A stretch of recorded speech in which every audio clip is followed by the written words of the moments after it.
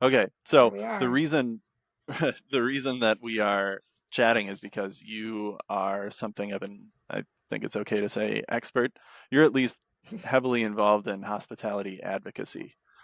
Yes. What does that mean? Like, what are you out there trying to do? So, I mean, the way this started, I think all roads lead back to COVID in this situation. Um, Hmm. we opened 6 months before we got cut out of all of the grants because we had to be open for 2 years. Okay. We got kind of got screwed in PPP. It was just like, one disappointment after the other, running face first into a brick wall constantly, and then looking Hmm. around for help and realizing that no help was going to come. Yeah. I laid off my entire staff. I called my dad, sobbed on the phone, and his comment was, they can't just do nothing. And Mm-hmm. then we watched them, I mean, at least for the hospitality industry, for a very long time, do nothing. I mean, how many Hmm. years did it take to get the RRF done? Literal years. And what can you say what that And is, just in case the somebody? restaurant relief fund, which Yep. also we got cut out of. Really? We got cut out of, yeah, got cut out of a lot. We actually pretty much got punished for staying open because basically they went off of historical data. We had none, so it looked like every year we made more and more money because we weren't open for long enough to you couldn't Yeah. you The couldn't trend submit line was projected going up loss. for you guys.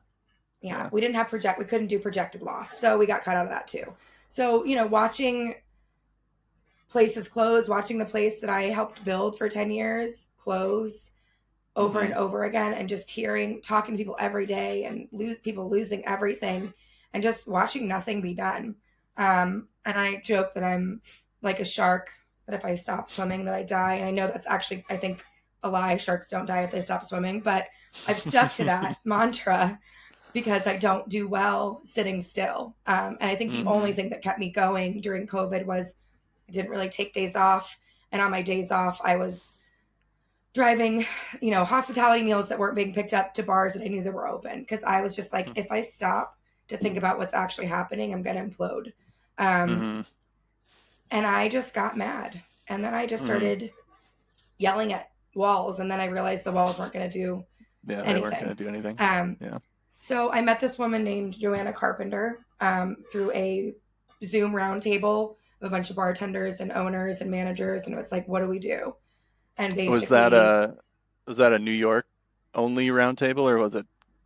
yeah, Okay, got it. it started out with a bunch, and as things go, people fell off, people dropped out. Hmm. There was a lot of like burnout and just stress and mental health issues. Totally. So no fault to anyone that dropped out, but it was just like a lot for people to deal with. So it Hmm. kind of ended up four of us, then three of us, and then it was just two of us. And this was called Save NYC Bars. Okay. And basically, it started out as an information vessel to create empathy from our customers about what was going on, right? Okay. As hospitality professionals, we're so good at your girlfriend dumps you, right? And you have a bar shift in 3 hours and no one's covering your bar shift. Hmm. Not to be callous, but none of your bar customers care.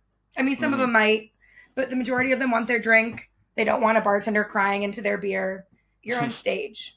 And we've been Yeah. taught to protect our customers from what's happening in our personal lives because it's our job to do that. And yeah, I mean, I get it. I don't want to go to a bar and have a bartender, you know, unloading onto me if I'm also trying to decompress from whatever I have going on in my life. But we kind of realized that in the pandemic, that bars and restaurants were still doing that. And like Hmm. to their detriment of a person was walking down the street during COVID and they go to walk by their favorite bar and all of a sudden it's closed forever and they're shocked by this, right? Yeah. And we keep hearing this that people were shocked and we're like, how are these people shocked? Don't they get it? Don't they understand? And the answer was no. They don't Hmm. understand margins. They don't understand labor. They don't understand that sitting outside in one of three tables and having one beer for 3 hours is actually hurting a restaurant. They see it as I'm coming out, I'm supporting. They don't see it as Right. for every hour that I'm here, I'm costing them this much money and they're very limited seating. And so Yeah. we kind of treated this as how do we tell people and not insult them? you Mm-hmm. know? And so we called it like pulling back the curtain. And we were Okay. trying to equate, all right, in order for this bar to pay its rent, it has to sell 20,000 $15 cocktails in a month Yeah. just to pay the rent. In order Mm-hmm. for a bar to pay 3 employees, it has to sell 600 orders of chicken tenders. Put it in a language that people can understand. Because when you tell somebody our margins are 3%, okay, maybe they understand that. But it's like Probably not though. Yeah. trying to quantify it in a person's head that has never done anything like this and make them understand, because from our experience most people do actually care, but it was Mm-hmm. like, how do you help the right way? And with all of the changing um, goalposts, the rules constantly, sit down, put a mask on, don't use the bathroom, you have to eat, eggs aren't food. It's just like trying to not be the dartboard for frustrated customers, because also there were those people wanting to Yeah. come out and support and then being policed by us, Right. right? You're like, well, we want your money, but you got to sit and you got to eat food and you have to do this. And there was just like, Mm-hmm. and give me your information and give me your temperature and let me see your Vax card. So a lot of anger was also Yeah. put toward the industry. And it was like trying to get people to understand that these aren't our rules and that we have to enforce them, and it's for the good of everyone, but it's not our decision. And to Yeah. You didn't want to do direct that. your You're frustration not. at You're not sitting around coming up with that.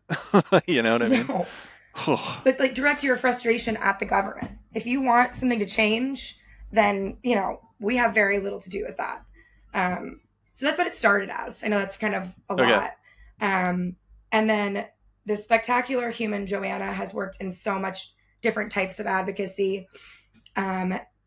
But she was basically like a consultant ex bartender, and she was like, you have to talk, because I was happy. She's an actress. God, she's so Okay. dynamic. I'm like, you talk. And she's like, no one cares what I have to say. I don't own a bar. And so I Okay. kind of got pushed into this very uncomfortable role.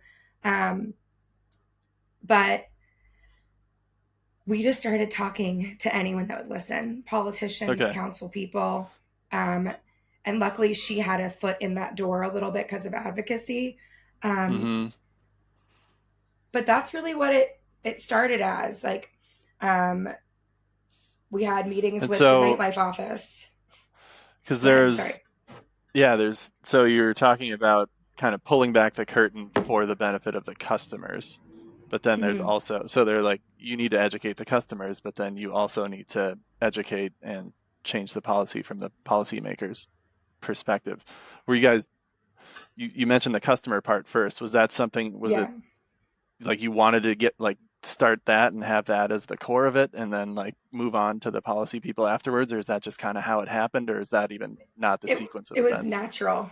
It was like a Okay. natural progression, because we noticed a lot of change in customer behavior, Hmm. but then Totally. the regulation was so uneven.